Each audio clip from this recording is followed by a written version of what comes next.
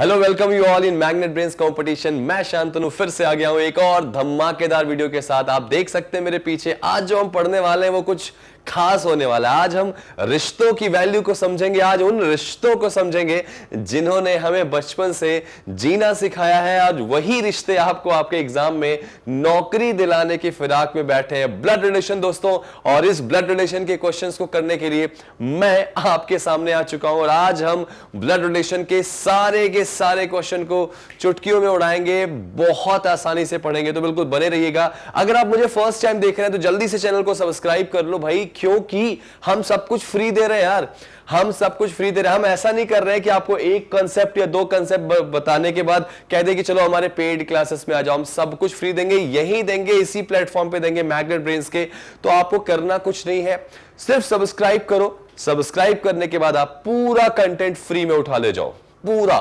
किसी भी एग्जाम के लिए आपको पढ़ना है तो आपको सारा का सारा डेटा यहां से मिलेगा बिल्कुल फ्री ऑफ कॉस्ट। तो उसके लिए करना वही पड़ेगा कि चैनल को सब्सक्राइब करो, वीडियो को शेयर करो जितना कर सकते हो, और अगर हमारी मेहनत पसंद आए तो वीडियो को लाइक जरूर करो, क्योंकि इससे ना एक अलग ही मोटिवेशन मिलता है। चलो शुरुआत करते हैं ब्लड रिलेशन रीजनिंग के पार्ट की। आज रिश्ते दिलाएंगे नंबर भाई, आज रिश्ते दिलाएंगे नंबर। शुरुआत करते हैं सबसे पहले आज के इस कंटेंट में क्या क्या पढ़ना है भाई।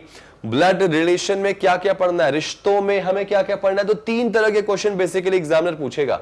एक इंडिकेटिंग फॉर्म भाई, इंडिकेटिंग फॉर्म मतलब इशारे से आपको रिश्ता बताया जाएगा। दूसरा पजल फॉर्म पढ़ना पड़ेगा। पजल फॉर्म एक अच्छा कंसेप्ट बनता है, एक स्टोरी बना के आपको दे देगा और उस स्टोरी के रिगार्डिंग आप क्या करेंगे, क्वेश्चन के आंसर्स देंगे। और तीसरा, ये तो मेरा फेवरेट है क्योंकि इसको मैं ऐसे सॉल्व कराऊंगा, देखना है, आंसर देना है, बड़ी प्यारी ट्रिक बताऊंगा। तो पूरा वीडियो देखना, प्रॉपर देखना, शुरू से लास्ट तक देखना, और थोड़ा भी कुछ सीखने को मिले ना तो वीडियो को शेयर और लाइक जरूर कर देना यार, ठीक है ना। इंडिकेटिंग का मतलब क्या होगा भाई, इंडिकेटिंग का मतलब क्या होगा, इशारा। आपको इशारे से एक रिश्ता बताया जाएगा, वो रिश्ता आपके परिवार का होगा। आपको उस रिश्ते को समझना है और आंसर देना है। लेकिन सुनो तो, ऐसे सोच के आंसर नहीं दोगे आप। अगर आप सोच रहे हो कि मैं सोचा मेरे पापा के भाई, ना, आपको यहां पे उसका डायग्राम बनाना है। क्योंकि अगर आप डायग्राम बनाओगे तो कितने भी कॉम्प्लिकेटेड क्वेश्चंस आपके सामने आएंगे, आपका 100% आंसर बनेगा, ठीक है ना। तो इस पूरी कहानी को हम प्रॉपर पढ़ेंगे, शुरू से पढ़ेंगे। अच्छा, इसकी वेटेज कितनी एग्जाम में, जरा वो देख लो भाई। अगर आप ब्लड रिलेशन को अच्छे से पढ़ लेते हैं तो एग्जाम में 2 नंबर से लेकर 5 नंबर, जो कि बहुत ज्यादा मोस्ट इंपॉर्टेंट है, वो बन जाएगा, ठीक है भाई। 2 नंबर से लेकर कितने नंबर तक, 5 नंबर तक आपको आराम से मिल जाएगा। आप किसी भी एग्जाम में जाते हो, हर तरह के क्वेश्चंस आपको मिलेंगे। तो आपको करना कुछ नहीं है, इसको देखना है और प्रॉपर सॉल्व करना है। समझ में आई बात। तो चलिए शुरू से शुरू करेंगे। इसमें सबसे पहले बात करेंगे कि क्या है ब्लड रिलेशन, इसके बारे में जानने की कोशिश करते हैं। तो अगर मैं जानने की बात करूंगा तो यहां पे कैसे क्या करेंगे, ठीक है ना। जानने की बात करेंगे इसमें, तो सबसे पहले बात करें क्या क्या होता है कंसेप्ट। इसका कंसेप्ट इज मोर इंपॉर्टेंट। सबसे पहला क्वेश्चन कि एक फैमिली में, यहां फैमिली की बात आएगी भाई, ठीक है, यहां पे फैमिली की बात आएगी। तो एक परिवार में कितने लोग होते हैं। The most important question is परिवार में कितने लोग होते हैं। आप कहोगे 4, कहोगे 6, जरा अपने आंसर कमेंट पे देना।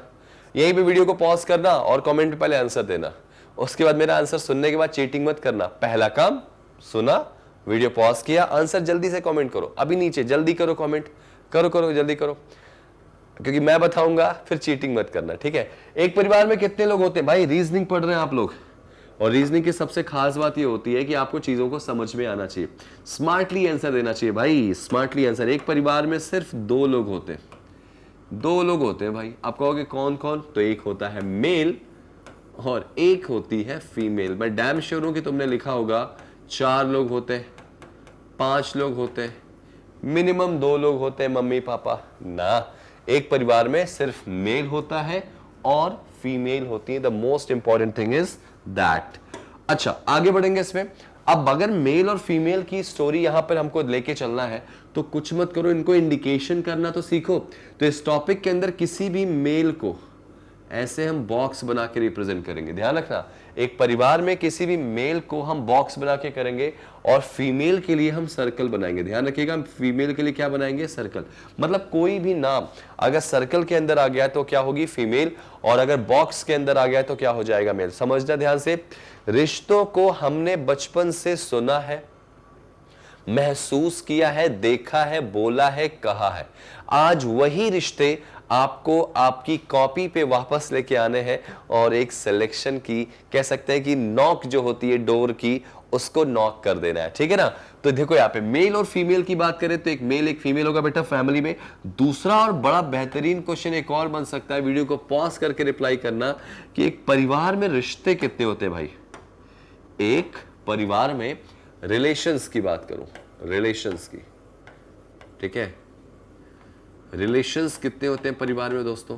एक परिवार में अगर बात करें रिलेशंस की, रिश्तों की बात करें तो कितने होते हैं? तो एक परिवार में अगर रिश्तों की बात करें तो जो रिश्ते होते हैं ना, रिश्ते वो भी दो ही होते हैं। आप कहोगे दो कौन से रिश्ते होते हैं भाई? इतने सारे रिश्ते मैंने देखे। तो एक होता है आपका पैटर्नल, ठीक है, एक होता है आपका पैटर्नल, या यूं कहूं, शुद्ध आपको भाषा में बताऊं तो आपके पापा, ठीक है, पापा के साइड की तरफ के लोग, पापा के जो साइड की तरफ के लोग होंगे उनको बोलते हैं क्या? पैटर्नल, या पापा के साइड के लोग। और एक कौन से होंगे भाई? मम्मी के साइड के लोग, यानी आपका ननिहाल पक्ष, मम्मी के साइड के लोग, ठीक है, ननिहाल पक्ष कहते हैं इसको। पैटर्नल, मैटरनल, मैटरनल मतलब मम्मी, पैटर्नल मतलब पापा। समझ में आई बात? लेकिन ये तो रिश्ते हो गए, लेकिन अब इसको ड्रॉ भी तो करना है। ड्रॉ कैसे करोगे भाई? तो रिश्तों में दो ही ऐसे रिश्ते हैं जिनको आपको ड्रॉ करना है। तो मैं जरा उन दो रिश्तों के बारे में बताऊं आपको। देखो वो दो रिश्ते कौन से जो आपको ड्रॉ करने इसमें। देखो भाई, तो पहला रिश्ता जो है, फर्स्ट रिश्ता जो है दोस्तों, वो ये है आपका भाई और बहन का, जिनको आप ड्रॉ कर सकते हो। तो भाई भाई और बहन के लिए क्या करोगे? आप ऐसे बॉक्स बनाओगे, और बॉक्स मतलब भाई मेल और फीमेल, इनके बीच में साइन क्या रखोगे? माइनस का। ध्यान रखना, किसी भी मेल और फीमेल के बीच में अगर माइनस का साइन आ गया तो इसका मतलब ये रिश्ता कौन सा है? ब्रदर एंड सिस्टर का। ये ब्रदर और सिस्टर का रिश्ता है, ठीक है, ध्यान रखना। और इनको दूसरी भाषा में सिबलिंग्स भी कहते हैं भाई, सिबलिंग्स, सिबलिंग, सिबलिंग, ठीक है। यहां पे याद रखना कि दूसरी भाषा में इनको सिबलिंग्स कहते हैं। आप कहोगे हिंदी में, तो बेटा हिंदी में एक ऐसा नाम जो आपको परेशान कर चुका होगा या करेगा, हिंदी में कहते हैं सहोदर। एक ऐसा शब्द जो आपके एग्जाम पेपर में मैंने नोटिस किया, स्टूडेंट्स की सबसे बड़ी क्वेरी होती है, सर सहोदर क्या रिश्ता होता है? तो याद रखना, सहोदर मतलब होता है सिबलिंग्स। और मेरी बात और ध्यान रखना, अगर बोला गया सिबलिंग्स, तो सिबलिंग्स का मतलब होता है भाई बहन। दो भाई सिबलिंग्स नहीं होते, दो बहन जो है वो सिबलिंग्स नहीं होती, एक भाई और एक बहन, ये क्या होते हैं? सिबलिंग्स होते हैं। ध्यान रखना, अगर बोला जाए कि A and B are siblings, तो इसका मतलब उसमें ए जो है वो क्या है? भाई है या बहन है, मतलब एक कोई लड़का है उसमें, एक कोई लड़की। सिबलिंग्स में दो लड़के नहीं हो सकते, भाई भाई सिबलिंग्स नहीं होते, या बहन बहन जो होती है वो सिबलिंग्स नहीं होंगी, ठीक है भाई। तो इट इज ऑल अबाउट क्या कंसेप्ट के सिबलिंग वर्ड आ जाए तो सिबलिंग का मतलब क्या करोगे? एक भाई होगा, एक बहन होगी, ठीक है। चलिए, सहोदर। अब दूसरा रिश्ता जो आपको जानना जरूरी है, दैट इज हस्बैंड वाइफ, जिसमें एक मेल होगा और एक फीमेल होगी और बीच में प्लस का साइन। अगर प्लस आया तो भाई ये हस्बैंड हो जाएंगे और वो वाइफ हो जाएंगी। प्लस आया तो हस्बैंड वाइफ, और माइनस आया तो ब्रदर एंड सिस्टर। देखो इनको क्या बोलते हैं भाई? इनको बोलते हैं स्पाउस, ठीक है, इनको क्या बोलते हैं? स्पाउस, यानी दूसरी भाषा में कहूं तो दंपति कह सकते हैं, दंपति, स्पाउस। अगर बोला गया A and B are spouse, या A is a spouse of B, तो इसका मतलब ए बी का या तो पति है या तो पत्नी। मेरी बात समझ में आई? स्पाउस का मतलब हस्बैंड या फिर वाइफ। तो ये कुछ स्टोरी आपको समझ में आ गई कैसे बनाते हैं, कैसे नहीं करते। मेल को बॉक्स में रखा, फीमेल को सर्कल में रखा। अगर बात करें सिबलिंग्स की, तो यहाँ पे देखो ब्रदर है, सिस्टर है, ब्रदर और सिस्टर के लिए माइनस का साइन, हस्बैंड वाइफ के लिए प्लस का साइन, यहाँ पे एक मेल फीमेल। और ब्रदर एंड सिस्टर को सिबलिंग कहते हैं। सिबलिंग का मतलब उसमें एक लड़का और एक लड़की होगा, और स्पाउस का मतलब हस्बैंड वाइफ होगा। और ध्यान रखना, स्पाउस में तो पिक्चर क्लियर होगी कि भाई एक अगर हस्बैंड है तो दूसरे क्या होगी? वाइफ होगी। लेकिन अगर बोला गया A is a spouse of B, तो इसका मतलब ए बी का क्या है? या तो हस्बैंड है या तो वाइफ है, दोनों में से कुछ भी हो सकता है। तो मेरी बात समझ में आ गई। अच्छा, एक छोटी चीज और बता दूं आपको, फिर इस टॉपिक का कंसेप्ट आपको काफी अच्छे से क्लियर हो जाएगा। जनरेशन की बात करें, अगर किसकी बात करें, जनरेशन की, जनरेशन की बात करें तो जनरेशन जो आपका होगा वो कैसे होगा, वो ध्यान से मेरी बात समझना, बहुत ध्यान से समझना, ठीक है। जनरेशन जो होगा वो कैसे होगा, मेरी बात ध्यान समझेंगे। जनरेशन में ना आपके सामने देखो क्या होगा, जनरली एग्जामिनर जो क्वेश्चन पूछता है वो 3 जनरेशन से, आपके सामने जो क्वेश्चन दिया जाएगा वो हो सकता है मोर देन 3 जनरेशन हो, लेकिन क्वेश्चन जो पूछा जाएगा वो 3 जनरेशन से होगा, या तो टॉप 3 या तो बॉटम 3। भाई ऑब्वियस सी बात है, आपसे एक जनरेशन ऊपर आप कौन होंगे भाई, आपके पापा मम्मी, आपके चाचा चाची, मामा मामी, मौसा मौसी। आपसे 2 जनरेशन ऊपर कौन चले गए, तो वो ग्रैंडपा वाली जनरेशन होगी, दादा दादी नाना नानी, ठीक है ना। सॉरी। अब बात करें, आप लोग क्या न्यूट्रल जनरेशन में मान लेंगे 0 पे, आपसे एक जनरेशन नीचे गए तो आपके बच्चे, और उनसे एक जनरेशन नीचे गए तो आप उनके क्या लगेंगे, ग्रैंड पेरेंट लगेंगे। तो देखो यहाँ पे अगर आपको अपने दादाजी को शो करना है या पापा को शो करना है, तो अगर आप ये मेल हो तो आपके पापा कौन होंगे, जाहिर सी बात है आपसे एक जनरेशन ऊपर होंगे पापा, ठीक है। एक जनरेशन पापा मतलब मेल। आपको अगर मान लो अपनी मामी को शो करना है, मामी को, तो मामी कौन होंगी भाई, पापा के वाइफ, मामा की वाइफ होंगी ना, मामा कौन होंगे, मम्मी के भाई। तो अगर मम्मी की बात करें तो पापा की वाइफ, तो चेन वाइज आप ले जाओगे। तो मम्मी, ये देखो यहाँ पे ये पापा हो गए, पापा की वाइफ हो जाती है मम्मी, और मम्मी के भाई हो गए कौन, मामा, और मामा की जो वाइफ हो गई कौन हो जाएगी, मामी। तो आपको इस तरह से चेन बनाना है, पापा की वाइफ मम्मी का भाई मामा, मामा का भाई वाइफ कौन होगी, मामी। तो आपको करना क्या है, डेटा को जो है ना वो बनाना सीखना। चला आगे मैं बताता हूं आपको, रुक जाओ, इसको मैं अभी क्लोज करता हूं। देखो, आपको अपने बुआ के बेटे को बनाना है, बुआ को बनाना। अगर आप फीमेल है तो ये फीमेल आप है, आपकी बुआ कौन होंगे, प्रेजेंस ऑफ माइंड, बुआ मतलब पापा की बहन, तो आपके पापा कौन होंगे, जाहिर सी बात है आपसे एक जनरेशन नीचे पापा, और पापा की बहन मतलब माइनस करके बॉक्स बना, सर्कल बना दे, पापा एक जनरेशन ऊपर, पापा की बहन सगी बहन, तो उसको याद रखना माइनस का साइन आ गया। अब ये हो गई बुआ, और बुआ का जो बेटा होगा उनसे एक जनरेशन नीचे होगा, ये रहा।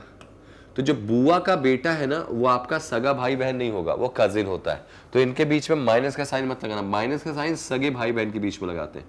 तो जो बुआ है, बुआ का जो बेटा है वो क्या लगेगा, आपका कजिन। याद रखना, अगर बुआ का बेटा आया है तो पहला ऑप्शन वो कजिन के साथ साथ वो दूसरा ऑप्शन क्या दे देंगे, ब्रदर दे देंगे, दूसरा ऑप्शन क्या दे देंगे, ब्रदर। और आप ब्रदर लगा के गलती कर दोगे तो ध्यान रखना इसका आंसर क्या हो जाएगा, कजिन हो जाएगा। समझ में आई बात। कोई भी चीज अगर आप बनाते हो तो आपको बनाना चाहिए, जैसे मान लो फादर इन लॉ बनाना है, आपको बनाना है ससुर, ठीक है। अगर आपको ससुर बनाना है तो कैसे बनाओगे, अगर आप मेल हैं तो आपके ससुर कौन होंगे, डेफिनेटली आपकी एक वाइफ होंगी और उनके पापा, ठीक है, ये ससुर हो गए। आपको अगर सास बनाना है तो डेफिनेटली इन्हीं की वाइफ जो होंगी वो सास हो जाएंगी। समझ में आई बात। आपको सिस्टर इन लॉ बनाना, ननद। देखो सिस्टर इन लॉ का मतलब क्या होगा, सिस्टर इन लॉ की बात करो तो कई लोग यहाँ कंफ्यूज होते हैं। सिस्टर इन लॉ मतलब इंग्लिश में तो बहुत सारी चीजें, हिंदी में देखो सिस्टर इन लॉ का मतलब क्या हो जाएगा भाई, तो यहाँ पे सबसे पहले भाभी भी बोलेंगे इसको, भाभी हिंदी में अगर बात करें। इसके अलावा साली बोल सकते हैं, इसके अलावा ननद, ठीक है, ये आपके जो कह सकते हैं वो सिस्टर इन लॉ में आएंगी। और यही अगर ब्रदर इन लॉ की बात करें, ब्रदर इन लॉ, तो ब्रदर इन लॉ की बात करें तो इसमें क्या होगा, ऑब्वियस सी बात है, सबसे पहले आपके देवर कह सकता हूं मैं, देवर के बाद जीजा कह सकता हूं मैं, जीजा के बाद साला कह सकता हूं।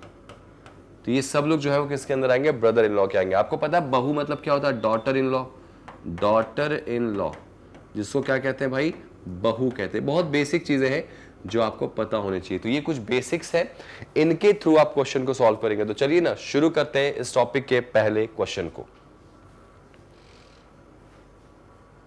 सबसे पहले ना इसमें आपको इंडिकेटिंग फॉर्म की बात करना है। इंडिकेटिंग फॉर्म से क्वेश्चन शुरू होगा भाई। लो पहला क्वेश्चन, इंडिकेट करते हुए कैसे आप बताओगे, जरा इसको समझो। देखो जरा क्या क्वेश्चन है, आपके सामने बहुत ही अच्छे तरीके से एक रिश्ता बताया जाएगा, आपको इसको पढ़ना है, पढ़ने के बाद इसका आंसर निकालना। बहुत सारे डाउट्स होते हैं स्टूडेंट्स के, कहते हैं कि सर ये क्वेश्चंस नहीं बनते, कहां से करें, कैसे बनाए। तो आज सारे प्रॉब्लम का सॉल्यूशन मैं देने वाला हूं, आपको बस क्वेश्चन को पढ़ना। और एक अच्छी बात बताऊं आपको, कि आप ना भले ही इंग्लिश मीडियम के स्टूडेंट हो, लेकिन ये क्वेश्चंस हिंदी में ज्यादा समझ में आते हैं। कारण इसका क्या भाई, क्योंकि यहां पर आपने भले ही अपनी पढ़ाई इंग्लिश मीडियम से बचपन से क्यों नहीं की, लेकिन आप घर में तो रिश्तों को हिंदी में बुलाते थे ना। आप अपने नानी को मैटरनल ग्रैंड मदर थोड़ी बुलाते थे, आप वहां पे नानी बोलते थे वहां पे।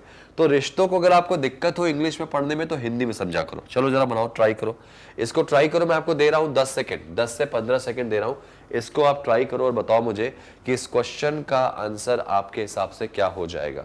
लेट्स सी, बताओ जरा। क्वेश्चन को जितना अच्छे से पढ़ोगे उतना अच्छे तरीके से सॉल्व कर पाओगे। तो अच्छे से पढ़ो जरा।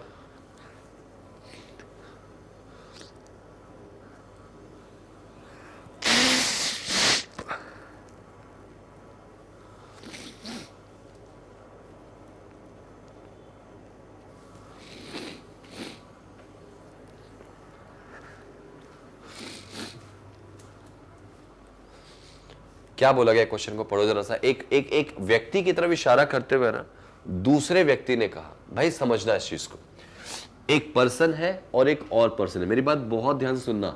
जो फर्स्ट लाइन होती है ना, फर्स्ट लाइन, उससे ना आप ये पता करते हो कि एक्चुअली कितने लोगों की बात हो रही। तो यहां देखोगे, यहां पे बात हो रही है दो लोगों की, एक पर्सन दूसरा पर्सन। बहुत ध्यान से सुनना मेरी बात को, दो लोगों की बात हो रही है यहां पे। तो क्या बोला गया, सबसे पहले बोला गया एक व्यक्ति ने दूसरे बंदे से कहा, और क्या कहा कि उसकी बहन का पिता मेरी पत्नी का चाचा है। तो यहां पे कई लोग क्वेश्चन को माई वर्ड से शुरू कर देते, मेरी, यहां से भी शुरू कर सकते हो आप क्वेश्चन को। मेरी पत्नी मतलब ये मेरी शब्द किसके लिए होता है, जो क्वेश्चन को बोल रहा है, जो परिचय दे रहा, अगर हिंदी में बात करूं तो जो इंट्रोडक्शन दे रहा, ये मेरी उसके लिए होता है। ठीक है, जो परिचय दे रहा है, जो इंट्रोडक्शन दे रहा है, ये उसके लिए बोला गया है। ठीक है, तो यहां से भी शुरू कर सकते। जो कहता है वो उसकी वाइफ के चाचा है, यानी कि जो बंदा कह रहा है, या तो यहां से शुरू करो, या तो इसको दो पार्ट में तोड़ दो, ये वाला अलग बना दो, ये वाला अलग बना दो, उसके बाद उनको मर्ज कर दो। तो एक काम कर लेते हैं, उसकी बहन के फादर, उसकी मतलब किसकी भाई, एक व्यक्ति की ओर इशारा करते हुए दूसरे ने कहा, मतलब pointing to a person, a man said, मतलब पर्सन की बात हो रही। क्या बोला गया, पर्सन की जो सिस्टर है। तो ये देखो पर्सन बना दिया यहां पे, ये रहा वो पर्सन, मतलब मेल है। इसकी सिस्टर ये हो गई, देखो इसकी सिस्टर के फादर। तो इस पर्सन, ये देखो पर्सन को मैं पी लिख रहा हूं, पर्सन की जो सिस्टर है उनके जो फादर, फादर एक जनरेशन ऊपर आएंगे भाई, ये देखो उनकी सिस्टर के फादर, पर्सन की सिस्टर के फादर पहुंच गए।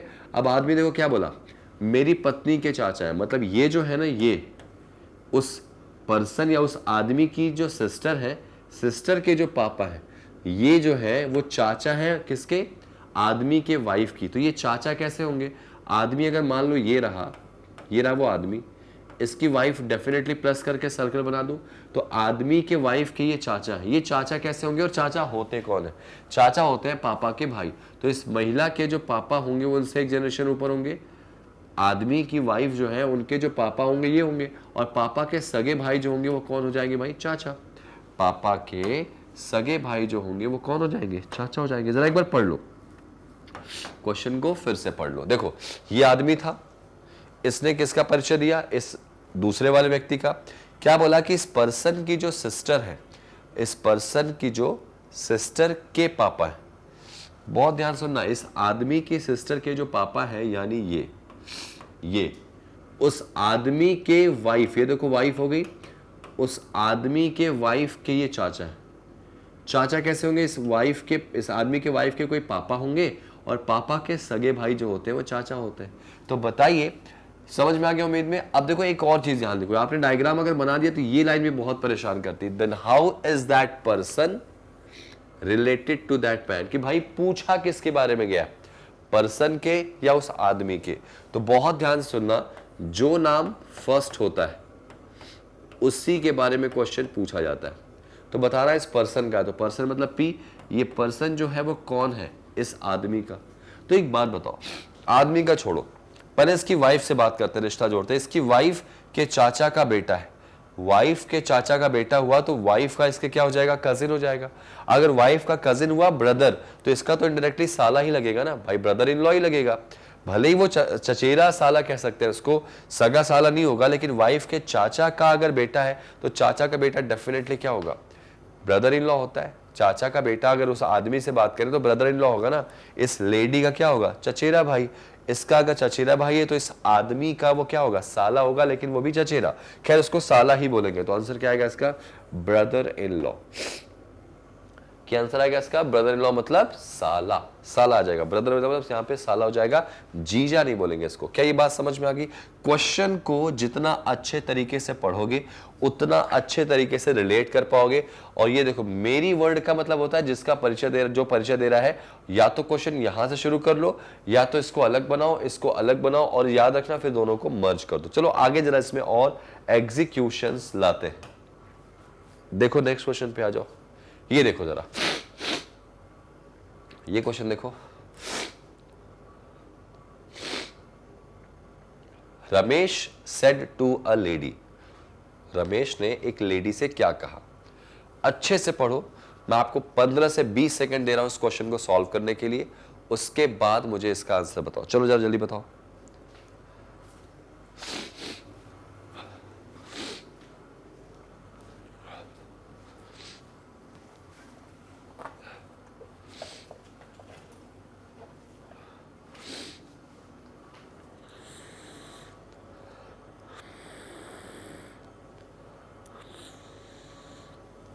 रमेश का महिला से रिलेशन बताना।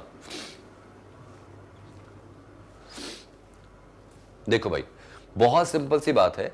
रमेश एक महिला से कहता है, मैं हिंदी में पढ़ रहा हूं, इंग्लिश में नहीं पढ़ रहा। रमेश एक महिला से कहा कि तुम्हारे भाई का इकलौता बेटा मेरी साली का भाई है। तो या तो देखो मेरी वर्ड आ गया यहां, क्वेश्चन को यहां से क्या करो, ब्रेक करो यहां से। अब ये जो मेरी साली का भाई है, तो ये जो बोल रहा, ठीक है, जो यहां पे बता रहा है या जो बोल रहा, ठीक है। तो या तो क्वेश्चन में यहां से शुरू कर लो या फिर यहां से। तो क्या बोला गया, महिला से कहा गया है, रमेश ने कहा। रमेश उस लेडी से कहता है कि भाई, अच्छा रमेश बोल रहा, तो ये जो बात आगे की है ना, यहां पर मेरी साली का भाई है, तो यहां पे मेरी साली का भाई है, तो रमेश की कोई साली होगी, उसका भाई कौन है, उस महिला के भाई का इकलौता बेटा। तो ये पार्ट अलग हो जाएगा, ये पार्ट अलग हो जाएगा, दोनों को मर्ज कर दो। मेरी वर्ड से याद रखना, तुम्हारे भाई का इकलौता बेटा। तुम्हारे भाई मतलब किसका, महिला के, क्योंकि बोल तो वो महिला से रहा। तो ये रही वो लेडी, लेडी रही, इसके भाई का इकलौता बेटा। तो लेडी का एक भाई होगा, मतलब माइनस करके बॉक्स बना ले, लेडी के भाई, और भाई ये हो गया, ध्यान सुनना, तुम्हारे भाई, रुक जाओ आगे मत पढ़ो जब तक भाई ना आ जाए। देखो भाई आ गया, का इकलौता बेटा। तो इस लेडी के भाई का इकलौता बेटा भाई इससे एक जनरेशन नीचे होगा, हाँ या ना? लेडी के भाई का इकलौता बेटा लेडी से एक जनरेशन क्या होगा, नीचे होगा। तो लेडी के भाई का इकलौता बेटा, यहां तक आपका कहानी पूरी डन हो चुकी है। अब आ जाओ इस पे, नेक्स्ट पार्ट पे। क्या बोला गया, आदमी कहता है मेरी साली का ये भाई है, ये जो है ना ये भाई है आदमी के साली का। तो अगर आदमी की साली का भाई होगा तो आदमी यहीं कहीं होगा, ये रहा वो आदमी। इसकी साली कौन होगी भाई, इसकी सिस्टर इन लॉ कौन होंगी, इसके वाइफ, वाइफ की बहन। आदमी के साली, देखो वाइफ, वाइफ की बहन को साली बोलते हैं। तो आदमी की सिस्टर इन लॉ की ये क्या है, सगा भाई है। जरा सोचो, ये लेडी, ये जेंट्स, या वो आदमी। आदमी ने इस लेडी से कहा कि भाई तुम्हारे भाई का इकलौता बेटा, तो तुम्हारे भाई का जो इकलौता बेटा है, यानी ये जो है ना वो मेरी सिस्टर इन लॉ। तो आदमी की सिस्टर इन लॉ कौन हो जाएंगी, यही हो जाएंगी, ये रही आदमी की सिस्टर इन लॉ। मेरी सिस्टर इन लॉ मतलब वाइफ के बहन की बात हो रही, मेरी सिस्टर इन लॉ का भाई है। तो आदमी की साली का भाई हुआ, तो ये आदमी का साला ही तो हो गया ना, ब्रदर इन लॉ। भाई अगर आपके सिस्टर इन लॉ का कोई भाई है तो आपका साला ही तो लगेगा, यानी वो साला हो गया। अब देखो यार सर, समझना मेरी बात को, क्वेश्चन थोड़ा चेंज हुआ, ये तो डन हो गया। तो बताइए वो महिला, ये जो लेडी थी वो कौन है, ये लेडी जो है, ये लेडी जो है वो कौन है, कौन है, मेरी सास से। मेरी सास मतलब आदमी के सास से। तो ये जो आदमी है इसकी सास कौन होगी, पहले वो पता लगाओ। सास कौन होती है, वाइफ की मम्मी।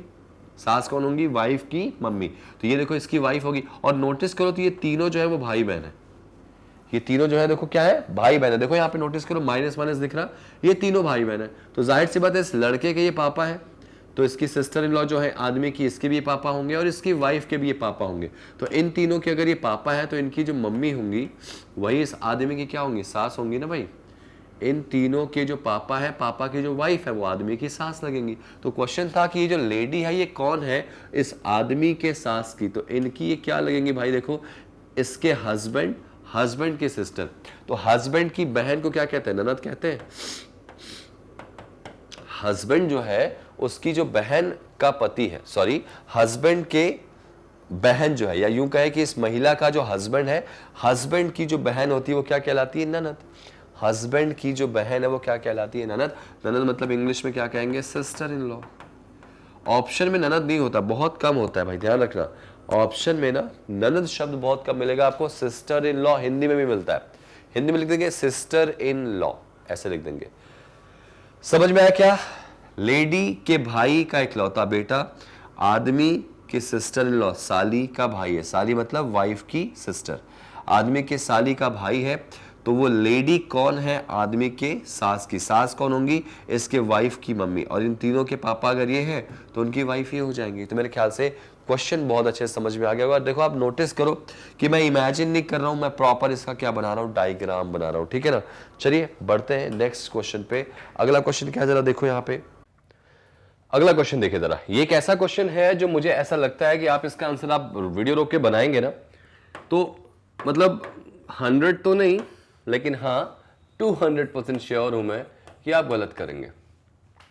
ऐसा क्वेश्चन जो आपके एग्जाम में आया और आपने गलती करी, क्योंकि ये क्वेश्चन एग्जामिनर आपको इसीलिए देता है भाई, इसीलिए देता है कि आप गलती करने वाले हो। देखो यहाँ पे क्या बोला गया, पढ़ो जरा, बनाने की कोशिश करो कि Pooja's husband is the only son of Richa's mother, मतलब पूजा का कोई पति है, वो रिचा की मम्मी का इकलौता बेटा है। बहुत अच्छा क्वेश्चन है। आपसे पूछा गया है बताओ कि जो पूजा है वो रिचा की क्या लगेगी। मेरे ख्याल से इसका आंसर आप तुरंत निकालेंगे, और जब आप तुरंत निकालेंगे तो इसका आंसर देखो क्या सही है, कितना सही है, किस तरह से सही वो देखेंगे जरा सा। तो पूजा का जो हस्बैंड है वो रिचा की मम्मी का इकलौता बेटा है। तो कैसे बनाओगे यार इसको, चलो बनाते हैं। पूजा का पति, यहां पे डायरेक्टली सॉल्व करेंगे। ये रही पूजा, ऐसे सॉरी पूजा यहाँ का, पूजा उसका कोई हस्बैंड है तो पूजा डेफिनेटली क्या होगी, फीमेल होगी। तो पूजा का कोई पति है तो यानी उसका हस्बैंड है, मतलब प्लस करके बॉक्स बना दूं मैं ऐसे। ये लो भाई पूजा का पति, डन। पूजा का जो पति है ना यानी ये आदमी, वो रिचा की मम्मी का इकलौता बेटा। भाई इकलौता बेटा है रिचा की मम्मी का। इकलौता बेटा मतलब क्या होता है, इकलौता बेटा मतलब होता है बेटा एक ही होगा, बेटियां हो सकती।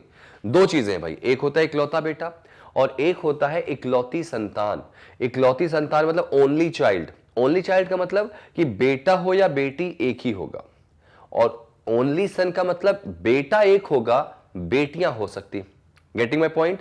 तो यहां पे क्या बोला गया था कि जो पूजा का पति है ना वो रिचा की मम्मी का इकलौता बेटा है। तो इसका मतलब रिचा की कोई मम्मी होंगी, उनका ये इकलौता बेटा है। तो रिचा की मम्मी का अगर ये इकलौता बेटा हुआ तो नो डाउट रिचा से क्या कहलाएंगी, बहन।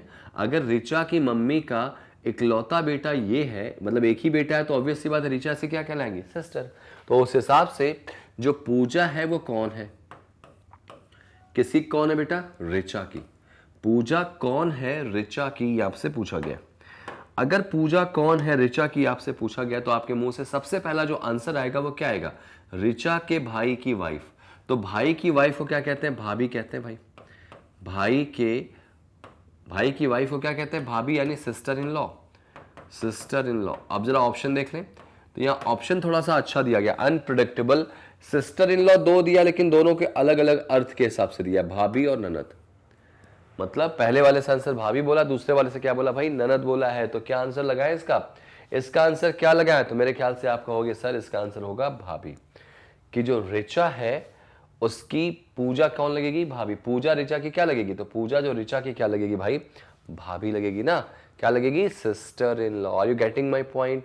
बहुत सिंपल सा क्वेश्चन था, लेकिन आपको इसको समझना कैसा था। क्यों मैंने इसको कहा कि आप गलत कर सकते हो, क्यों मैंने कहा कि इस क्वेश्चन को बहुत ध्यान से देखना है, इसका रीजन देखो। अब आपने ये बना दिया क्वेश्चन में, आपने ऑप्शन दे दिया और निकल गया। जो हमारा आंसर आया एग्जामिनर ने उसको पहला ऑप्शन दे दिया।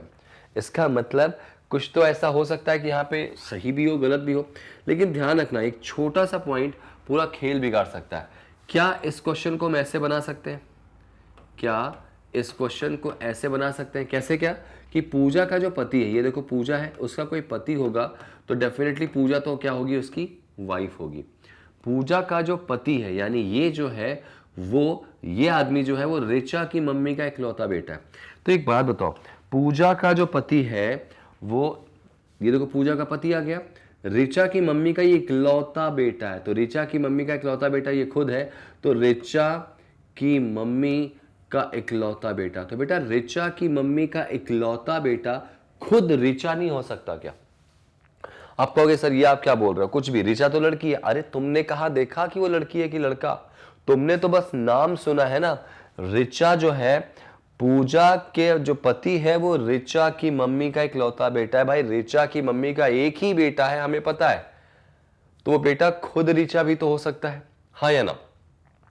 अब आप ये बिल्कुल थोड़ा डाउट मत रखना कि ऋचा तो सर लड़की का नाम है। भाई नाम लड़की का है लेकिन वो है लड़की, तुमने देखा है? आजकल बहुत ऐसे नाम है जो लड़का और लड़की कॉमन, जैसे विक्की, बंटी, मोंटी, मिथिलेश, कमलेश।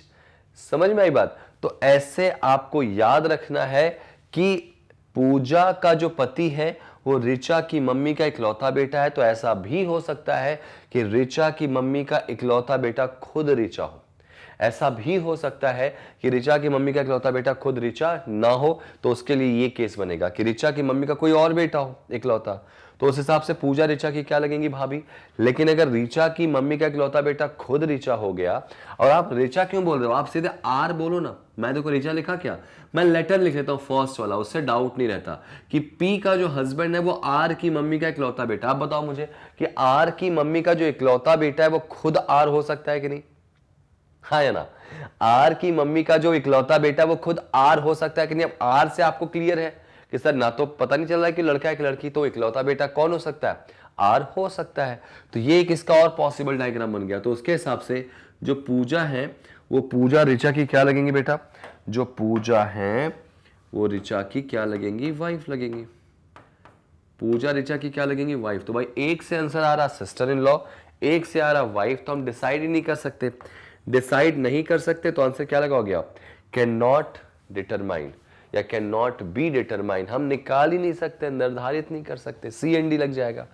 इसके दो आंसर आ रहे हैं।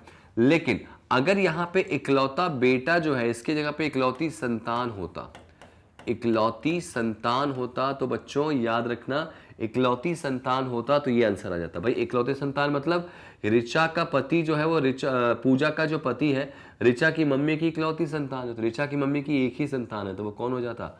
ऋचा खुद हो जाती। लेकिन बेटा बोला है तो बेटे के लिए दो पॉसिबल केसेस बन सकते हैं, एक कोई और दूसरा बेटा हो, और दूसरा कि खुद ऋचा क्या हो? एक बेटा हो। समझ में आई बात? तो इस तरह से इन क्वेश्चंस को आप सॉल्व करेंगे तो बेटा इसका आंसर क्या आएगा? वाइफ और भाभी दोनों डिसाइड नहीं कर सकते, तो आंसर क्या लगेगा? सी एंड डी। मान लो इसका आंसर डी वाला जो था वो भाभी होता या वाइफ होता, वाइफ, तो क्या आंसर टिक करते? तो अभी भी यही आंसर टिक करते। क्यों? क्योंकि भाभी आंसर करेक्ट थोड़ी है, जरूरी थोड़ी यही आंसर हो। भाभी के अलावा वाइफ भी आंसर हो सकता है, वाइफ के अलावा भाभी भी हो सकता है, तो डिसाइड नहीं कर सकते। तो एक नोट आप कॉपी में जरूर लिख लेना, वो नोट ये रहेगा कि ब्लड रिलेशन के क्वेश्चंस में नाम से आंसर नहीं निकालते। ठीक है, we can't find answer according to name. हम आंसर कैसे निकालते हैं? According to gender. अगर जेंडर पता है डेफिनेटली आंसर निकलेगा, जेंडर नहीं पता है तो भले ही नाम अभिषेक हो, वी कांट डिसाइड कि वो लड़का है कि लड़की। Got it? आपको बस क्या करना है, क्वेश्चन को ना सुनना। ये ब्लड रिलेशन है भाई, काफी खतरों से खाली नहीं है। यहाँ पे रक्त संबंध बताना, यहाँ पर रिश्तों की परख करने के लिए रिश्तों में इन्वॉल्व होना पड़ेगा भाई। अब यहाँ पे आंसर अगर भाभी आप बोल देते, आप तो खुश थे कि सही है, लेकिन देखो आंसर क्या हो गया। तो ये याद रखना, यहाँ पे एग्जामिनर आपके दिमाग के साथ खेलने में कोई कसर नहीं छोड़ेगा, तो आपको भी थोड़ा सा दिमाग लगाना। तो इसका आंसर सी एंड डी आएगा। तो मैंने क्या बोला आपको कि अगर कभी भी इन अ ब्लड रिलेशन, ठीक है, we can't find answer according to name. ठीक है, हम नाम से आंसर उत्तर नहीं दे सकते, हम आंसर कैसे निकालेंगे? According to gender, according to gender. तो इसका आंसर क्या आ जाएगा भाई? कैन नॉट बी डिटरमाइन आएगा। This is amazing question I think, और आप लोगों ने इसको बहुत अच्छे से एंजॉय किया होगा, और सबसे अच्छी बात आपने इसमें काफी कुछ सीखा होगा। चलिए बढ़ते हैं नेक्स्ट क्वेश्चन पे। ये जरा क्वेश्चन को पढ़ो, आप अच्छे से क्वेश्चन को पढ़ो। क्या बोला गया? अच्छे से पढ़ो क्वेश्चन को, क्या बोला गया समझना जरा बताओ। एक महिला की ओर इशारा करते हुए रीमा ने कहा, क्या बोला कि वो मेरे पिता के इकलौते बेटे की दादी की बहू है।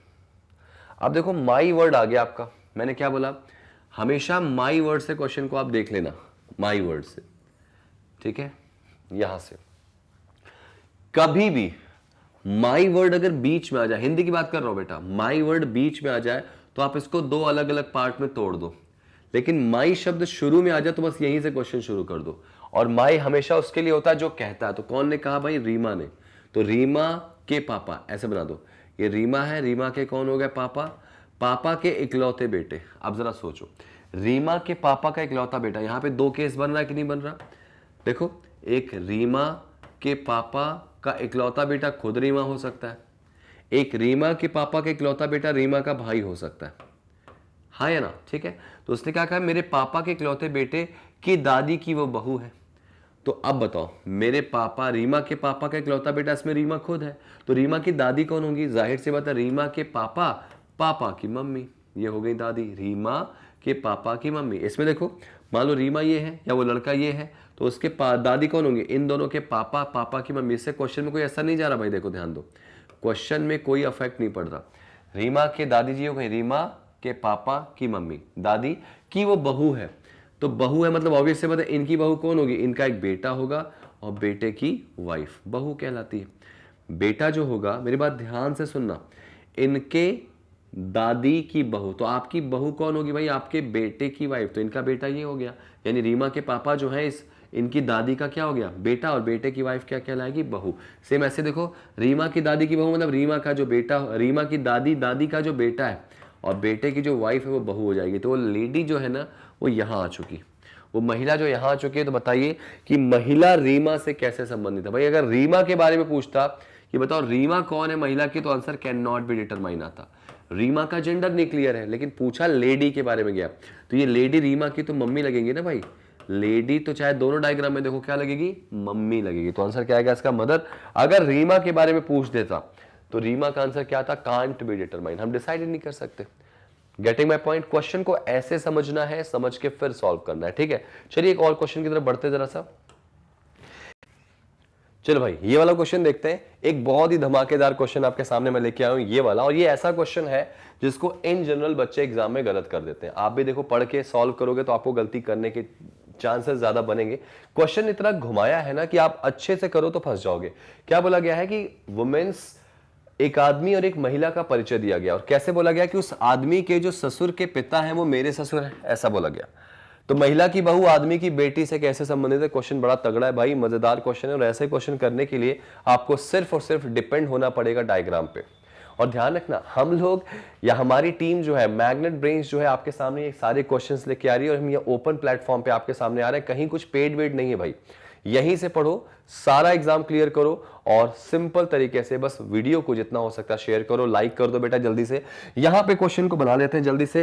अब अगर मैं क्वेश्चन को बनाता हूं तो मैं कैसे अप्रोच क्या रखूंगा, मैं सिंपल एक ही बात जानता हूं भाई, मेरे दिमाग में बस एक ही बात चलती है, क्या कि क्वेश्चन को पढ़ो, उसका डायग्राम बना दो। एक आदमी और एक महिला की बात हो रही है। महिला ने आदमी से कहा कि उनके ससुर के पिता, उनके मतलब किसके, महिला के, तो सॉरी आदमी के। तो ये रहा वो आदमी, ये देखो आदमी बना दिया मैंने। आदमी के ससुर कौन होंगे, आदमी की एक वाइफ होगी, वाइफ के पापा हो गए आदमी के ससुर। याद है, क्लियर है। उनके ससुर मतलब आदमी के ससुर, आदमी के ससुर यानी वाइफ के पापा, के पापा, देखो ना, आदमी के ससुर के पापा, तो इनके पापा इनसे एक और जनरेशन ऊपर हो गए। आदमी के ससुर के जो पापा हैं, ये जो है, महिला कहती है कि मेरे ससुर है ये महिला के ससुर। अच्छा, ये ससुर कैसे होंगे, इनका एक बेटा होगा, और बेटे की जो वाइफ होगी वो क्या होगी, इनकी बहू लगेगी, और इस वाइफ के ये क्या लगेंगे, ससुर लगेंगे। तो वो लेडी यहीं तो आ गई। जरा एक बार फिर से देखो, इस लेडी ने इस आदमी से कहा कि तुम्हारे ससुर के जो पापा है, ससुर मतलब वाइफ के पापा, तुम्हारे ससुर के जो पापा हैं वो मेरे ससुर है। इनके ससुर कैसे, इनके हस्बैंड के पापा इनके ससुर हो गए, ठीक है। अब यहाँ पे ये दिमाग मत लगाना कि इनके दो बेटे भी तो हो सकते हैं, अगर एक से काम चला तो दो क्यों लाओगे, ठीक है। इस आदमी के ससुर के जो पापा हैं वो मेरे ससुर हैं। तो ये आदमी पहले बताओ लगेगा कौन इस लेडी का, तो ऑब्वियस सी बात है इन दोनों की ये बेटी है, और बेटी का जो हस्बैंड होता है वो क्या होता है, दामाद होता है, यानी अपने दामाद का परिचय दे रही थी, ठीक है ना। तो आगे जरा बढ़ लेते हैं, आगे बढ़ते हैं। महिला कहती है कि बताओ महिला की जो बहू है, यानी क्वेश्चन था कि महिला की बहू आदमी की बेटी से कैसे संबंधित है। तो पहले एक बात बताओ, इस लेडी की बहू कौन है, बहू होती कौन है? बहू मतलब बेटे की वाइफ। तो सबसे पहले क्या लाना होगा, बेटा, और बेटे की क्या लाना पड़ेगा, वाइफ को लाना पड़ेगा। तो बेटे की वाइफ को बना देते हैं यार। ये देखो, बेटे की वाइफ को अगर मैं बना दूं तो डेफिनेटली बेटा कौन होगा, ऑब्वियस सी बात है, इन दोनों की ये बेटी है, बेटी का जो भाई होगा वो बेटा होगा इस महिला का, इस लेडी का जो बेटा होगा, ऑब्वियस सी बात है, इन दोनों की अगर ये बेटी हुई तो बेटी का भाई, तो ये बेटा हो गया। और इसकी जो वाइफ होगी वही तो इस लेडी की बहू लगेगी ना, इस महिला के बेटे की वाइफ, बेटे की वाइफ ही तो बहू लगती है। और बेटा कौन होता है, इन दोनों की ये बेटी है, बेटी का जो भाई है वो बेटा। तो बेटे की वाइफ यानी जो बहू है वो कौन है, इस आदमी के बेटी की। तो इस आदमी की बेटी से एक जनरेशन नीचे होगी, डॉटर यहां आ जाएगी, इस आदमी की बेटी की ये क्या लगेंगे देखो जरा। तो ये देखो, ये इसके पापा हो गए, पापा की वाइफ मम्मी, मम्मी के सगे भाई मामा, और मामा की जो वाइफ होंगी वो क्या कहलाएंगी भाई, मामी कहलाएंगी। मामा की जो वाइफ है वो क्या कहलाएंगी बच्चों, मामी कहलाएंगी। तो आंसर इसका क्या आएगा, मामी। ऑप्शन में आंट दिया गया है या आंटी दिया गया है तो आंसर आ जाएगा। क्वेश्चन वो कितना अच्छा था। आपका पूरा का पूरा कंसंट्रेशन किस पे होना चाहिए, डायग्राम पे। अगर आपका डायग्राम सही है तो आप मान के चलो कि आपके आंसर सही होंगे। अगर आपका डायग्राम गलत है, कुछ भी करो सब गलत होगा। Getting my point. चलिए आगे बढ़ते हैं इस क्वेश्चन में, आगे की कहानी को कंटिन्यू करते हुए। देखिए जरा नेक्स्ट क्वेश्चन, देखो आप स्टैंडर्ड देखो, हर क्वेश्चन से मैं ये कोशिश कर रहा हूं कि लेवल जो है ना वो क्वेश्चन का बढ़े। जैसे ये क्वेश्चन पढ़ो ध्यान से, ये क्वेश्चन अच्छे से पढ़ो। क्या कहना चाह रहा है एग्जामिनर कि एक आदमी और एक महिला जो है किसी गार्डन में वॉक कर रहे थे, ठीक है।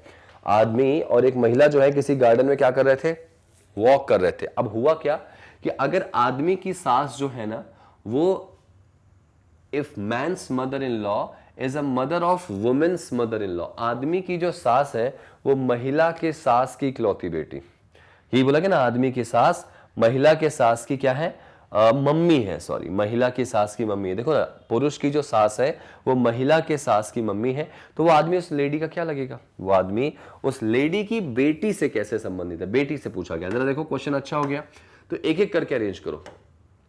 बगीचे में एक आदमी और एक महिला टहल रहे थे, यानी परिचय किसका दिया गया, पुरुष का, कि पुरुष की सास। तो ये रहा वो मेल, ठीक है, ये रहा वो मेल। इस आदमी की सास कौन होगी भाई, इसके वाइफ की मम्मी। भाई वाइफ की मम्मी ही तो सास होती है। तो क्वेश्चन था उस आदमी की जो सास है, यानी ये मम्मी है, आदमी की सास जो है वो मम्मी है। तो पहले बताओ ये मम्मी किसकी, आदमी की तो सास है, लेकिन ये मम्मी किसकी है, तो इसी की तो मम्मी है ना, जो आदमी की पत्नी है। क्वेश्चन था कि आदमी की सास मम्मी है, तो फिर से बताओ मम्मी कौन है, तो इस आदमी की जो वाइफ है उसी की तो मम्मी है। तो क्वेश्चन कहता है कि आदमी की जो सास है उस लेडी के सास की ये मम्मी है। तो लेडी की सास यही तो हुई भाई, लेडी की जो सास है वो यही तो हुई, क्योंकि इसी की तो मम्मी है ये। आदमी की सास उस महिला के सास की मम्मी है, तो ये सास की होगी, और ये सास कैसे होगी, इनका एक बेटा होगा और बेटे की एक वाइफ होगी। तो वो लेडी यहां आ गई जो पार्क में टहल रही थी, यानी कि आदमी और ये लेडी दोनों टहल रहे थे। आदमी ने कहा कि भाई मेरी जो सास है, यानी मेरे वाइफ की जो मम्मी है, मेरी सास उस लेडी के सास की मम्मी। लेडी की सास कैसे, लेडी का हस्बैंड और हस्बैंड की मम्मी। तो लेडी की सास और उनकी क्या है, ये मम्मी है। तो अगर ये लेडी की सास हो गई तो उनका पति जो है वो आदमी क्या करेगा भाई, ससुर लगेगा, यानी जो आदमी है वो क्या लगेगा, ससुर। और अगर आदमी जो है वो फादर इन लॉ लगा, ससुर लगा, तो एक बात बताओ, क्वेश्चन था कि इस लेडी की जो बेटी है, ये रही वो बेटी ये रही, लेडी की जो बेटी है वो आदमी की क्या लगेगी, लेडी की जो बेटी है वो आदमी की क्या लगेगी। तो जाहिर सी बात है, नहीं, लेडी की बेटी जो है वो क्या बोला गया क्वेश्चन में, वो आदमी जो है, ये आदमी कौन है, इस लेडी की बेटी का। तो देखो ध्यान से ना, ये इसकी मम्मी हो गई, ये इसके पापा, और पापा की ये मम्मी है, तो इस बेटी की क्या लगेगी, इसकी दादी, और दादी के जो हस्बैंड है वो दादाजी लगेंगे। तो आंसर क्या आएगा इसका, ग्रैंड फादर आ जाएगा भाई। आंसर क्या आएगा, ग्रैंड फादर। जरा फिर से एक बार समझो, आदमी की सास, आदमी के वाइफ की मम्मी, ठीक है, सास हो गई। आदमी की सास उस लेडी के सास की मम्मी, लेडी की सास कौन होगी, लेडी का पति, पति की मम्मी, लेडी की सास, और सास की ये क्या है, मम्मी है। लेडी के सास की मम्मी, तो ऑब्वियस सी बात है अगर ये लेडी की सास हो गई तो सास का जो पति होगा वो ससुर हो जाएगा, यानी वो ससुर और बहू वॉक कर रहे थे। तो पूछा गया है कि जो आदमी है वो कौन है इस लेडी की बेटी का, तो बेटी के तो ये दादाजी लगेंगे ना भाई, ये मम्मी ये पापा, और पापा के जो पापा होंगे वो क्या कहलाएंगे, दादाजी। क्वेश्चन देखो कितना अच्छा था। आंसर क्या आएगा इसका, ग्रैंडफादर, और ये देखो ऑप्शन में है आपके। समझ में आई बात आपको, क्वेश्चन को इस तरह से समझना है, ध्यान रखना है। और एक और इंपॉर्टेंट बात कि आपको ये पता लगाना है किसके बारे में पूछा गया है। तो आपका नाम जो फर्स्ट हो, चाहे वो हिंदी हो चाहे वो इंग्लिश हो, जो नाम फर्स्ट हो हमेशा उसी के बारे में बताते हैं, ठीक है ना। चलिए अगले क्वेश्चन की तरफ बढ़ते हैं। ये देखो ये हमारा पार्ट 1 है, और इस पार्ट 1 में मैं आपको इंडिकेटिंग के अच्छे से अच्छे क्वेश्चन बताने की कोशिश करेंगे। ये देखो जरा सा एक और छोटा सा क्वेश्चन, एक और छोटा सा क्वेश्चन, सारे तरह के क्वेश्चंस कराने की कोशिश कर रहा हूं, आप देखो समझो और बनाने की कोशिश करो। स्टैंडर्ड बिल्कुल एग्जाम वाला है, लेवल जो है एग्जाम वाला है, तो आपको इसको समझना है फिर सॉल्व करना है। देखो क्या बोला गया, ये डायरेक्टली क्वेश्चन है कि Ravi is a son of Aman's father sister. Ravi Aman के पिता की बहन, देखो ना रवि जो है वो बेटा है, किसका बेटा है, अमन के पिता की बहन का। ये देखो ये अमन हो गए, अमन का जेंडर नहीं पता, अमन के पिता हो गए, तो अमन के पिता की सिस्टर, तो अमन के पिता की ये सिस्टर हो गई भाई, पापा की बहन, सिस्टर का बेटा है, ठीक है, का बेटा है रवि, तो ये रवि यहां आ गया, बेटा हो गया भाई। देखो ना अमन के पापा की बहन का बेटा रवि हो गया। अब आगे क्या बोला गया, Sahil is a son of Divya who is mother of Gaurav and grandmother of Aman. ये देखो अमन की जो दादी है वो कौन है भाई, दिव्या है। मैं हिंदी में देखो यहां बताता हूं आपको, साहिल दिव्या का बेटा है, ठीक है। रवि अमन के पिता की बहन का बेटा है, रवि अमन के पिता की बहन का बेटा हो गया। साहिल दिव्या का बेटा है, मैं एक काम करूं अलग से लिख लूं, दिव्या ये हो गया, दिव्या का बेटा जो है वो साहिल हो गया, ठीक है। दिव्या का जेंडर नहीं पता भाई, जो मैंने आपको बताया हुआ है कई बार, हु आ जाए या हुज आ जाए या हुम आ जाए, ठीक है, हुम आ जाए, ये सब किसके लिए होते हैं भाई, सेकंड पर्सन के लिए। अगर बात करूं तो जो, जिसका या जिनका, ये हमेशा सेकंड पर्सन के लिए होगा। या यूं कहें कि कहीं भी जो शब्द आ जाए, जो शब्द आ जाए आप उसके जस्ट पहले आ जाओ। जैसे यहां पे क्या बोला गया, क्वेश्चन में क्या बोला गया, हु। अब ये हु मतलब क्या होगा कि हु के जस्ट पहले जो नाम दिया गया, हिंदी में जो के पहले जस्ट नाम जो दिया गया उसकी बात हो रही है। यानी जो दिव्या है वो गौरव की मम्मी है, तो दिव्या मम्मी हो जाएगी गौरव की, तो डेफिनेटली गौरव जो होगा वो इसका बेटा होगा या बेटी होगी, ठीक है। गौरव का जेंडर अभी नहीं पता। अच्छा आगे बोला गया कि दिव्या जो है वो मम्मी है गौरव की, लेकिन यही जो दिव्या है वो दादी माँ है, किसकी, अमन की। ये रहा अमन, अमन की दादी माँ कौन है भाई, तो अमन की जो दादी माँ है वो कौन है, यहाँ पे दिव्या है। तो अमन की दादी माँ दिव्या होंगी, तो मोस्ट प्रोबेबली ये देखो एस का बेटा ये अमन होना चाहिए बेटी, और ये देखो ए के पापा की मम्मी, ठीक है। अमन के पापा साहिल, साहिल की मम्मी हो सकती है कौन, दिव्या। हालांकि यहाँ पे भी जुड़ने के चांसेस हैं, आगे पढ़ लेते हैं इसमें जरा सा, जुड़ने के पूरे चांसेस। अब आप ध्यान से देखो, यहाँ पे एक बात तो तय है कि साहिल का एक भाई या बहन होगी, तो डेफिनेटली साहिल तो मेल होगा। तो ये जो जी है, G stand for what, G stand for son of Aman's father's sister. अच्छा यहाँ पे दिया नहीं गया कि कौन है, लेकिन हाँ जी के बारे में तो बताया गया भाई। यहाँ पढ़ लो गौरव है, ठीक है, गौरव। तो क्या ये गौरव जो है इसकी सिस्टर होगी, यार हो भी सकती नहीं भी हो सकती, थोड़ा सा डाउटफुल, इसलिए हटा ही देते हैं इसको, ठीक है। फिलहाल इसको हटा देते हैं, लगे तो इसको भी आप हटा दो, यहां से इसको भी हटा दो, क्योंकि इसका भी कोई रोल नहीं अभी है, इसका भी कोई रोल अभी भी नहीं है, ठीक है ना। ये देखो मैंने बना दिया, लेकिन एक बात तो तय है कि जो दिव्या है वो अमन की क्या होगी, दादी, मतलब पापा की मम्मी होंगी या फिर मम्मी की मम्मी होंगी। चलो आगे बढ़ जाते हैं, आगे जरा पढ़ तो लो। आगे क्या बोला गया, Ashok is a father of Tanya and grandfather of Ravi. ये लो भाई, अशोक तान्या के पापा हैं और ग्रैंड फादर है किसके, रवि के। देखो रवि हो गए, और अशोक अगर ग्रैंड फादर होंगे तो अशोक दिव्या के पति हो जाएंगे। देखो अशोक दिव्या के क्या हो जाएंगे बेटा, पति हो जाएंगे, और रवि के दादा है। और ध्यान से सुनना, अशोक जो है वो किसके फादर है, तान्या के। तो आपको लगता नहीं ऐसा कि तान्या यही होगी जो कि रवि की क्या है, मम्मी, और इसके पापा कौन होंगे, अशोक हो जाएंगे, अशोक, ठीक है। क्यों बोला गया अशोक को पापा यहाँ पे, क्योंकि मेल है, फादर है। तो Ashok is a father of Tanya, और यही अशोक इसके रवि के दादाजी है, यानी ग्रैंड फादर है। तो रवि की मम्मी के पापा, और मम्मी के पापा भी ग्रैंड फादर होते हैं भाई। आगे देखो जरा, Divya is a wife of Ashok. Low question solve हो गया आपका। ये दिव्या अशोक वाइफ हस्बैंड हो गया, तो यहाँ पे ऐसे ही बना देता हूं मैं, दिव्या वाइफ होगी अशोक की। और अगर दिव्या वाइफ होगी अशोक की तो आपसे पूछा क्या गया कि बताओ यार रवि का रिलेशन दिव्या से। जरा सोचो, ये जो तान्या थी यहां आ चुकी है, तान्या के बाद यहां पे कौन आ चुका है, साहिल। साहिल आ सकता है भाई, बिल्कुल आ सकता है। और अगर यहां साहिल आ गया तो उसके बाद साहिल का बेटा या बेटी कौन हो जाएगा, अमन हो जाएगा। अमन ही दिया गया था ना इसमें, अमन दिया गया था। और ये जो आर है रवि वो यहां आ गया, तो 1 2 3 4 5 6 लोग बन चुके हैं। अब इसमें कोई लाइन ऐसी तो नहीं जो आपकी छोटी हुई है, तो ये गौरव की लाइन छोटी हुई है, तो डेफिनेटली गौरव इनका क्या हो सकता है, भाई हो सकता है क्या, बिल्कुल हो सकता है। एक बार चेक कर लेते हैं, यहां पे गौरव आ गया। एक बार जरा क्वेश्चन को पूरा पूरा पढ़ लो। रवि अमन के पापा की बहन का बेटा है, ठीक है। साहिल दिव्या का बेटा है, दिव्या का बेटा साहिल है, तो देखो दिव्या का बेटा साहिल हो गया भाई, दिव्या और अमन का बेटा साहिल हो गया। जो गौरव की मम्मी है, कौन कौन गौरव की मम्मी है, दिव्या, गौरव की मम्मी होगी। और अमन की दादी है, तो लो अमन की दादी हो गई भाई, ठीक है। अशोक तान्या के पिता और रवि के दादा है, तो जो अशोक है वो तान्या के पापा है और रवि के क्या होंगे भाई, दादाजी होंगे। देखो ना, तान्या के पापा हो गए, रवि के दादाजी हो गए। आगे देखो, दिव्या अशोक की वाइफ है, तो दिव्या अशोक की क्या हो जाएगी, वाइफ हो जाएगी। तो इस तरह से क्वेश्चन हमारा डिटरमाइन हो गया। अब एक काम करें क्या, ये सब हटा दो, ये सब हटा दो, सारी कंडीशन यहाँ पे दिख गई आपको। अब इसमें क्या करना है, देखो कुछ चीजें हैं जो अभी भी अनआइडेंटिफाइड है, जैसे इसका जेंडर क्या होगा गौरव का, या अमन का जेंडर क्या होगा, अशोक का, दिव्या का तो फिक्स है। चलो ठीक है, यहां पर आगे बढ़ते हैं जरा सा कि दिव्या, रवि जो है वो दिव्या का क्या होगा। देखो क्वेश्चन भी ना आपसे वही पूछेगा जिनमें इनका रिलेशन ना हो, आपको कंफ्यूज नहीं करेगा कि यार इनके बारे में पूछ दे, इनके बारे में पूछ दे। आपको उनके बारे में पूछा है जो आप डेफिनेटली आंसर दे सकते हैं। तो दिव्या के बारे में पूछा गया कि दिव्या कौन है, किसकी बेटा, रवि दिव्या से, सॉरी, जो रवि है वो कौन है दिव्या का। तो रवि दिव्या का डेफिनेटली ग्रैंड सन ही तो होगा, ग्रैंड सन होगा ना भाई। आंसर क्या आएगा, option number C, grandson. आपको बाकियों का नहीं पता, छोड़ दो। पूछा किसके बारे में गया, देखो नोटिस करना, वो इन दोनों के बारे में भी पूछ सकते थे लेकिन नहीं पूछे, क्योंकि वो अनआइडेंटिफाइड डेटा है।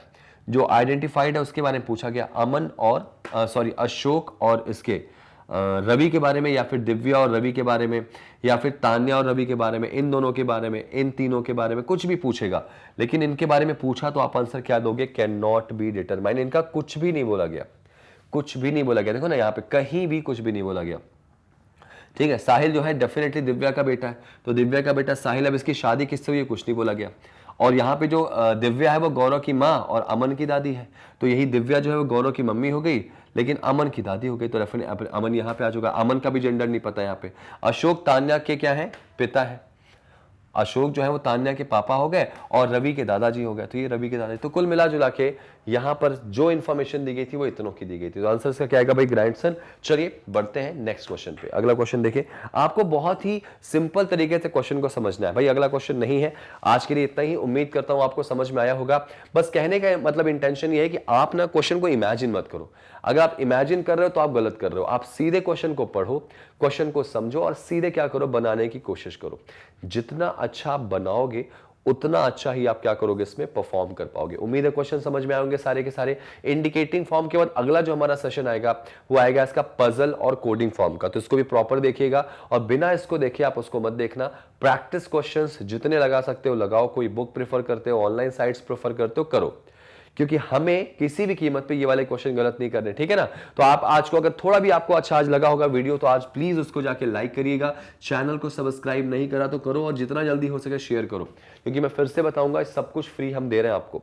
हम आपसे बिल्कुल नहीं कह रहे हैं कि भाई आप जाओ 2-3 क्वेश्चन कर लो उसके बाद हमारा पेड बैच ज्वाइन करो। हम सब कुछ यहाँ पे खुली किताबों की तरह आपके सामने खड़े। बस आप हमारे साथ ऐसी सपोर्ट बना के रखिए, ज्यादा से ज्यादा मात्रा में चैनल को सब्सक्राइब करिए, शेयर करिए, वीडियो को लाइक करिए, अच्छे कमेंट्स जो आपको देना चाहते हैं वैल्यूएबल कमेंट्स दीजिए, क्योंकि हम सिर्फ आपके लिए बैठे हैं कि आपका सिलेक्शन ही हमारा उद्देश्य है। हम चाहते हैं कि आप यहां से बैठ के सिलेक्शन ले लें। आप कहीं भी बैठे हो, घर में बैठ के पढ़ रहे हो, आपका सिलेक्शन मोटिव होना चाहिए। और हम, हमारी टीम बिल्कुल तैयार है, मैग्नेट ब्रेन्स पूरा तैयार है, बस आपको इसी तरह से मेहनत करना है, ठीक है। तो मिलते हैं अगले वीडियो में इसी के पार्ट 2 के साथ। और अच्छे से पढ़ाई करिए, अच्छे से मेहनत करिए, क्योंकि हमें सिर्फ सिलेक्शन ही लेना है और इसके अलावा कुछ भी नहीं सोचना, ठीक है। टेक केयर गाइस, मिलते हैं अगली क्लास में। जय हिंद।